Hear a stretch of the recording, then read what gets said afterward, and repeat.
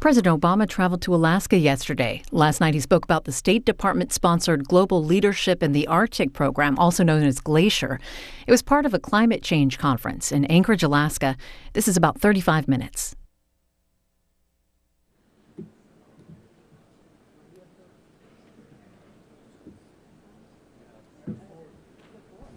Ladies and gentlemen, to introduce the President of the United States, please welcome the Secretary of State.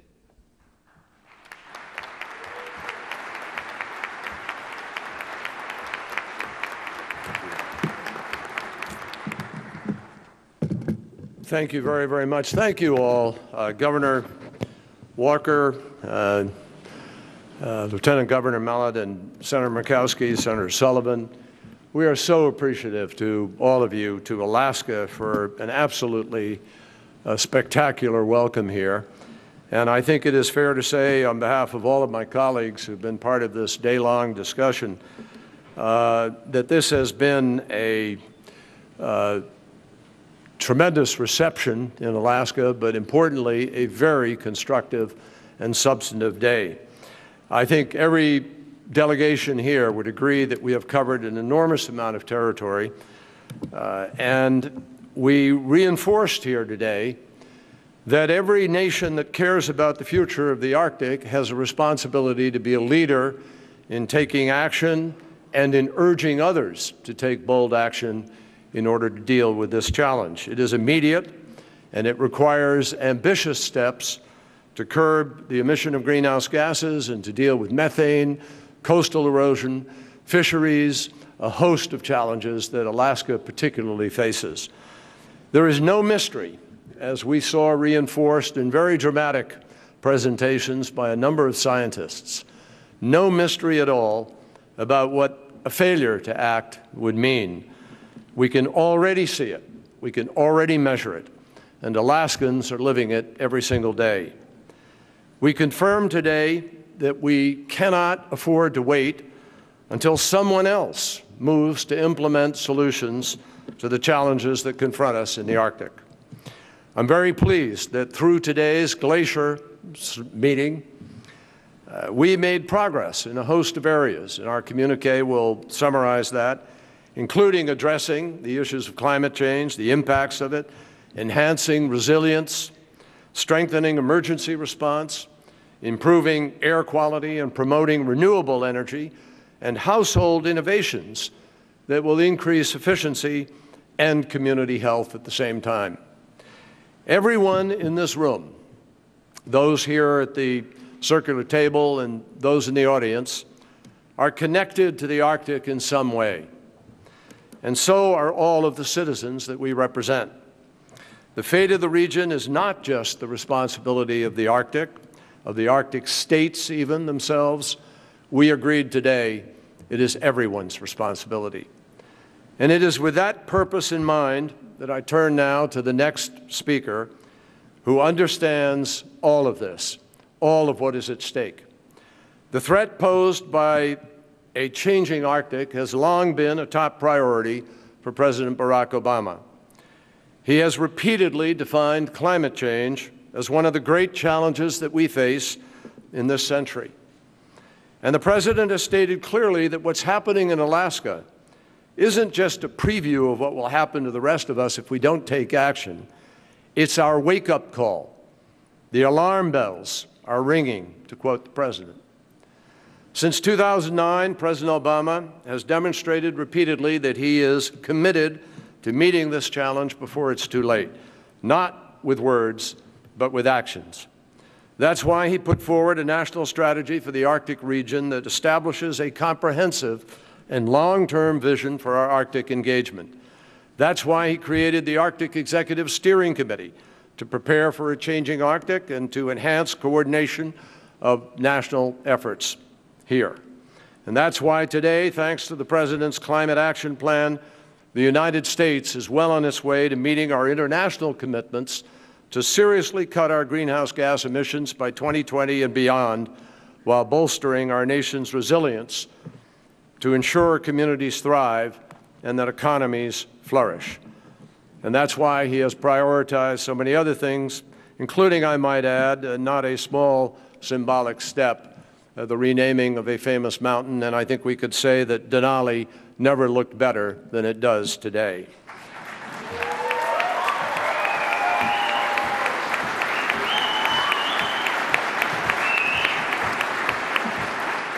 That is why also the President has prioritized working with so many partners, because he knows that all of us together have to do so much more to meet this threat. We have to do it now, and it will not be done without our concerted global commitment. Ladies and gentlemen, the President of the United States, Barack Obama.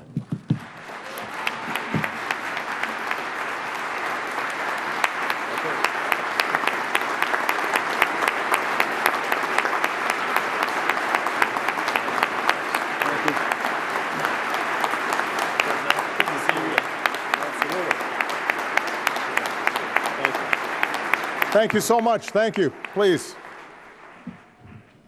Well, it is wonderful to be here in the great state of Alaska.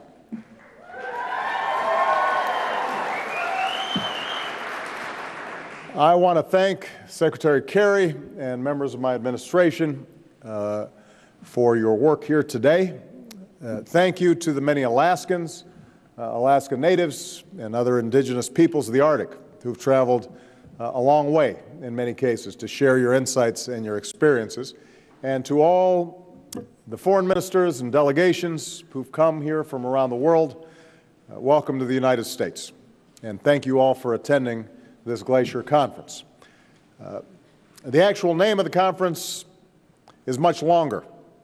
It's a mouthful, but the acronym works because it underscores the incredible changes that are taking place here in the Arctic that have impact not just the nations that surround the Arctic, but have an impact for the entire world as well. I want to thank the people of Alaska for hosting this conference. I look forward to visiting more of Alaska over the next couple of days. The United States is, of course, an Arctic nation. And even if this isn't an official gathering of the Arctic Council, the United States is proud to chair the Arctic Council for the next 2 years. And to all the foreign dignitaries who are here, I want to be very clear. We are eager to work with your nations on the unique opportunities that the Arctic presents and the unique challenges that it faces. We are not going to, any of us, be able to solve these challenges by ourselves.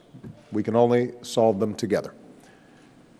Of course, we're here today to discuss a challenge that will define the contours of this century more dramatically than any other, and that's the urgent and growing threat of a changing climate. Our understanding of climate change advances each day. Human activity is disrupting the climate in many ways faster than we previously thought. The science is stark. It is sharpening. It proves that this once distant threat is now very much in the present. In fact, the Arctic is the leading edge of climate change, our leading indicator of what the entire planet faces. Arctic temperatures are rising about twice as fast as the global average. Over the past 60 years, Alaska has warmed about twice as fast as the rest of the United States. Last year was Alaska's warmest year on record, just as it was for the rest of the world. And the impacts here are very real. Thawing permafrost destabilizes the earth on which 100,000 Alaskans live, threatening homes, damaging transportation and energy infrastructure, which could cost billions of dollars to fix. Warmer, more acidic oceans and rivers and the migration of entire species threatens the livelihoods of indigenous peoples and local economies dependent on fishing and tourism. Reduced sea levels leaves villages unprotected from floods and storm surges. Some are in imminent danger. Some will have to relocate entirely. In fact, Alaska has some of the swiftest shoreline erosion rates in the world. I recall what one Alaska native told me at the White House a few years ago. He said, "Many of our villages are ready to slide off into the waters of Alaska. And in some cases, there will be absolutely no hope. We will need to move many villages." Alaska's fire season is now more than a month longer than it was in 1950. At one point this summer, more than 300 wildfires were burning at once. Southeast of here, in our Pacific Northwest, even the rainforest is on fire. More than 5 million acres in Alaska have already been scorched by fire this year. That's an area about the size of Massachusetts. If you add the fires across Canada and Siberia, we're talking 300 million acres, an area about the size of New York. This is a threat to many communities, but it's also an immediate and ongoing threat to the men and women who put their lives on the line to protect ours. Less than 2 weeks ago, 3 highly trained firefighters lost their lives fighting a fire in Washington State. Another has been in critical condition. We are thankful to each and every firefighter for their heroism, including the Canadian firefighters who've helped fight the fires in this state. But the point is that climate change is no longer some far-off problem. It is happening here. It is happening now. Climate change is already disrupting our agriculture and ecosystems, our water and food supplies, our energy, our infrastructure, human health, human safety, now, today. And climate change is a trend that affects all trends. Economic trends, security trends, everything will be impacted. And it becomes more dramatic with each passing year. Already it's changing the way Alaskans live. And considering the Arctic's unique role in influencing the global climate, it will accelerate changes to the way that we all live. Since 1979, the summer sea ice in the Arctic has decreased by more than 40%, a decrease that has dramatically accelerated over the past 2 decades. One new study estimates that Alaska's glaciers alone lose about 75 gigatons. That's 75 billion tons of ice each year.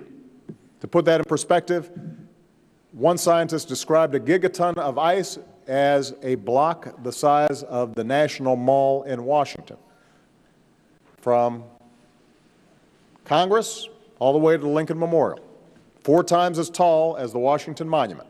Now imagine 75 of those ice blocks. That's what Alaska's glaciers alone lose each year. The pace of melting is only getting faster. It's now twice what it was between 1950 and 2000. Twice as fast as it was just a little over a decade ago. And it's one of the reasons why sea levels rose by about 8 inches over the last century, and why they're projected to rise another 1 to 4 feet this century. Consider as well that many of the fires burning today are actually burning through the permafrost in the Arctic. So this permafrost stores massive amounts of carbon. When the permafrost is no longer permanent, when it thaws or burns, these gases are released into our atmosphere over time. And that could mean that the Arctic may become a new source of emissions that further accelerates global warming.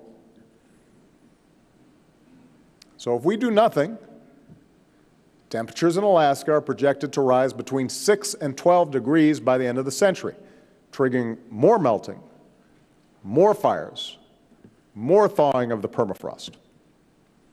In a negative feedback loop, a cycle, warming leading to more warming,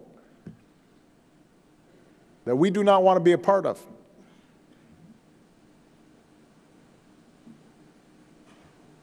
And the fact is that climate is changing faster than our efforts to address it. That, ladies and gentlemen, must change. We're not acting fast enough. I've come here today as the leader of the world's largest economy and its second largest emitter to say that the United States recognizes our role in creating this problem, and we embrace our responsibility to help solve it. And I believe we can solve it. That's the good news. Even if we cannot reverse the damage that we've already caused, we have the means, the scientific imagination and technological innovation to avoid irreparable harm. We know this because last year, for the first time in our history, the global economy grew and global carbon emissions stayed flat. So we're making progress, we're just not making it fast enough. Here in the United States, we're trying to do our part. Since I took office 6.5 years ago, the United States has made ambitious investments in clean energy and ambitious reductions in our carbon emissions. We now harness 3 times as much electricity from wind and 20 times as much from the sun. Alaskans now lead the world in the development of hybrid wind energy systems from remote grids, and it's expanding its solar and biomass resources. We've invested in energy efficiency in every imaginable way, in our buildings, our cars, our trucks, our homes, even the appliances inside them. We're saving consumers billions of dollars along the way. Here in Alaska, more than 15,000 homeowners have cut their energy bills by 30% on average. That collectively saves Alaskans more than $50 million each year. We've helped communities build climate-resilient infrastructure to prepare for the impacts of climate change that we can no longer prevent. Earlier this month, I announced the first set of nationwide standards to end the limitless dumping of carbon pollution from our power plants. It's the single most important step America has ever taken on climate change. And over the course of the coming days, I intend to speak more about the particular challenges facing Alaska and the United States as an Arctic power, and I intend to announce new measures to address them.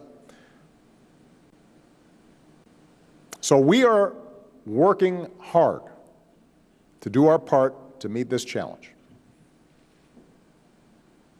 And in doing so, we're proving that there doesn't have to be a conflict between a sound environment and strong economic growth. But we're not moving fast enough. None of the nations represented here are moving fast enough. And let's be honest, there's always been an argument against taking action. The notion is somehow this will curb our economic growth, and at a time when people are anxious about the economy, that's an argument oftentimes for inaction. We don't want our lifestyles disrupted. In countries where there remains significant poverty, including here in the United States, the notion is, can we really afford to prioritize this issue? The irony, of course, is that few things will disrupt our lives as profoundly as climate change. Few things can have as negative an impact on our economy as climate change. On the other hand, technology has now advanced to the point where any economic disruption from transitioning to a cleaner, more efficient economy is shrinking by the day.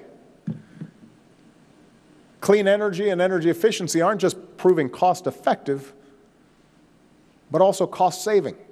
The unit costs of things like solar are coming down rapidly, but we're still underinvesting in it. Many of America's biggest businesses recognize the opportunities and are seizing them. They're choosing a new route. And a growing number of American homeowners are choosing to go solar every day. It works.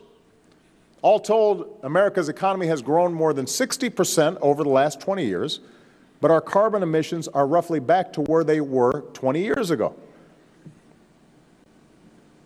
So we know how to use less dirty fuel and grow our economy at the same time. But we're not moving fast enough.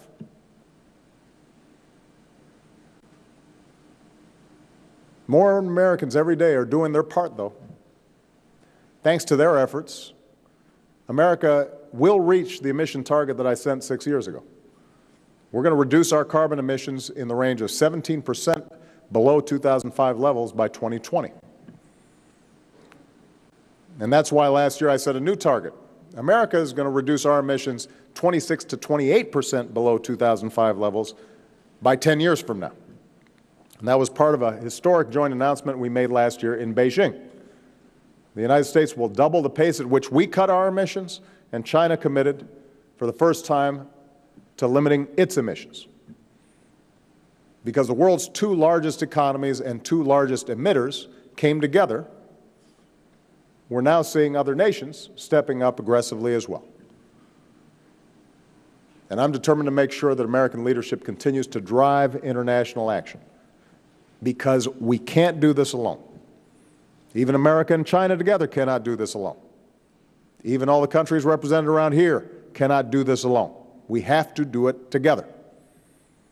This year in Paris has to be the year that the world finally reaches an agreement to protect the one planet that we've got while we still can. So let me sum up. We know that human activity is changing the climate.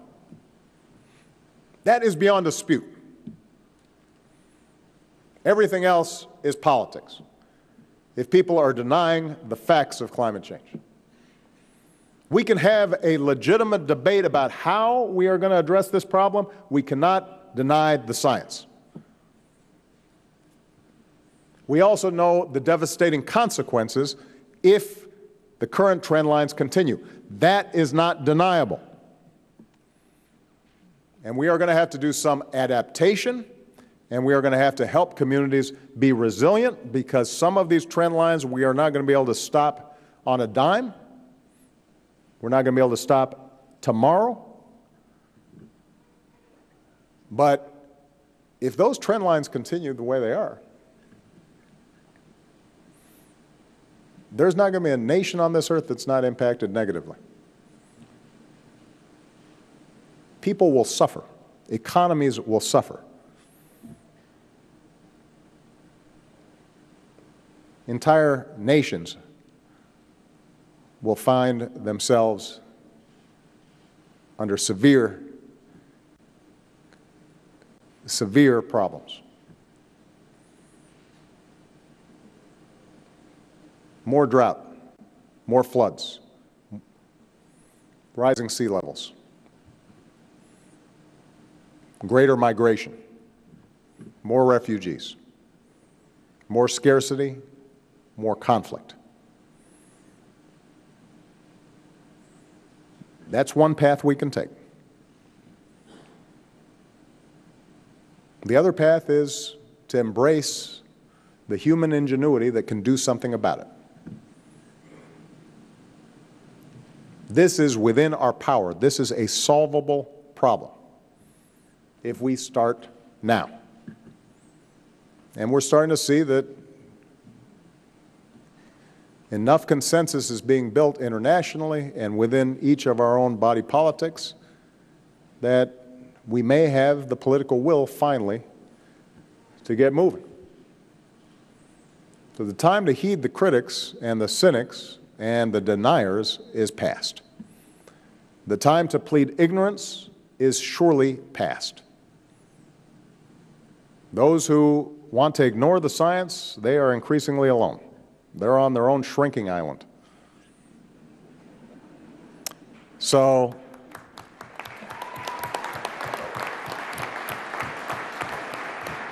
and let's remember, even beyond the climate benefits of pursuing cleaner energy sources and more resilient, energy-efficient ways of living, the byproduct of it is that we also make our air cleaner and safer for our children to breathe. We're also making our economies more resilient to energy shocks on global markets. We're also making our countries less reliant on unstable parts of the world. We are gradually powering a planet on its way to 9 billion humans in a more sustainable way. These are good things. This is not simply a danger to be avoided. This is an opportunity to be seized. But we have to keep going. We're making a difference, but we have to keep going. We are not moving fast enough. If we were to abandon our course of action, if we stopped trying to build a clean energy economy and reduce carbon pollution, if we do nothing to keep glaciers from melting faster and oceans from rising faster and forests from burning faster and storms from growing stronger, we will condemn our children to a planet beyond their capacity to repair. Submerged countries, abandoned cities, fields no longer growing, indigenous peoples who can't carry out traditions that stretch back millennia, entire industries of people who can't practice their livelihoods, desperate refugees seeking the sanctuary of nations not their own, political disruptions that could trigger multiple conflicts around the globe. That's not a future of strong economic growth. That is not a future where freedom and human rights are on the move. Any leader willing to take a gamble on a future like that, any so-called leader who does not take this issue seriously or treats it like a joke, is not fit to lead.